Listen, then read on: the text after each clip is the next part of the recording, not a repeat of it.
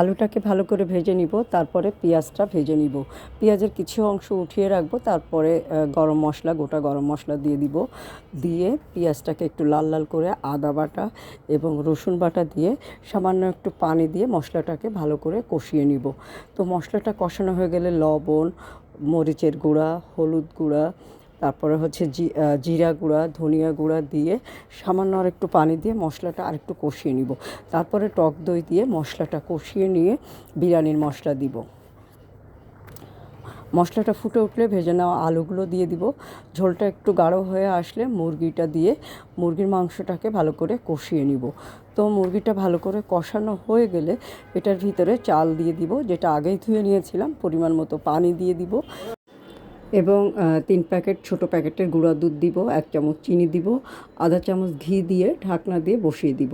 তারপরে পানিটা শুকিয়ে গেলে আর 1 চামচ ঘি দিয়ে দমে বসিয়ে দিব।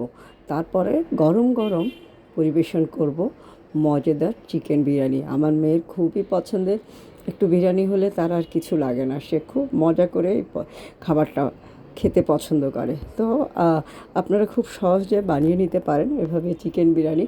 খুব বেশি ঝামেলা না, খুব সহজেই কিন্তু বানানো যাবে। তো বেশ হয়েছিল, মেয়ে খেয়ে বলল, মা খুবই মজা হয়েছে। তো আজকে পর্যন্ত।